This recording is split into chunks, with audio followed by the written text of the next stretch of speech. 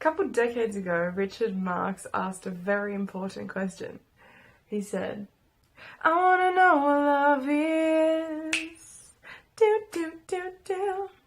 I want you to show me. And then a few decades later, one of my favourite singers and bands, Marcus Mumford from Mumford & Sons, drew out some guidelines for what it was not and what it would not do. And he said, love, it will not betray you, dismay or enslave you. It will set you free. The beauty of love as it was made to be. They were asking back then, I'm still asking now, what is love and what it isn't. And I want to use this starting point today to jump into what it's not. Because in my life, I felt that a lot of my monogamous relationships come with a rule book. And the rule book is invisible and it's unwritten and it's unspoken of. But there is just an understanding of things that you can and can't do. And it gets covered in these notions of romance. And because I love you, you know, you are mine and we're together and we are one. But being in relationships with men, it always seems like my future connections are limited.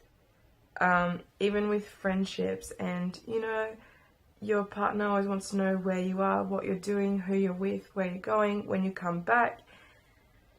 And it can be a little bit like challenging, I guess. And even though they say that it's love, it doesn't quite feel like you're free. And what I love about this song, Sigh No More by Mumford & Sons, is that it says love will not betray you. And I feel like so many times in my life when people have said that they have loved me, it ended up in betrayal, backstabbing, hurt, lies, deceit. And it makes me think like, well, maybe that wasn't love. Maybe you can reflect on a time or a relationship where someone had said that they loved you and treated you in a different way. The song also says that it will not dismay you.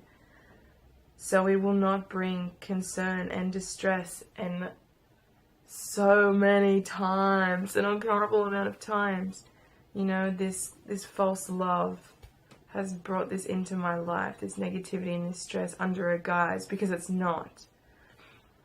It's not. And finally, love will set you free. Set your soul, set your heart, set your being free.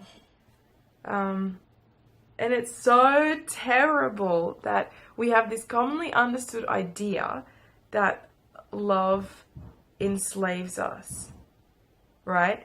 At weddings, people say all the time, you know, here's my ball and chain. Like, you acknowledge the fact that you're shackled and you laugh about these things. Like, it's not funny. It's not funny at all.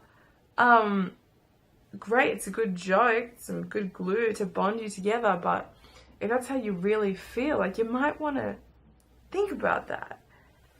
And personally, I didn't ever feel free. I didn't feel like the love that I had before was setting me free. So was it really love? And yeah, he finishes up on the beauty of love as it was made to be. Giving and acceptance and freedom, and the way I feel about my dog is about the truest form as I can think of when it comes to the beauty of love as it was made to be. So, your turn to think about exactly what love means for you.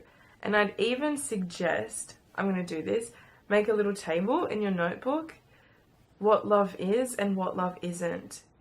And more important is the what it isn't list, because that will help you weed out the things that come disguised as love but are not. And there are so many controlling, manipulative actions and behaviors that call themselves love, but they are not.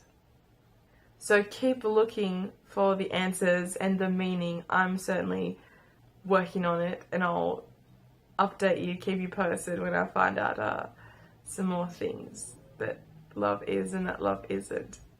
But the search continues. So have a great day. Go find yourself some more love, and you can find me here at Scout the Writer.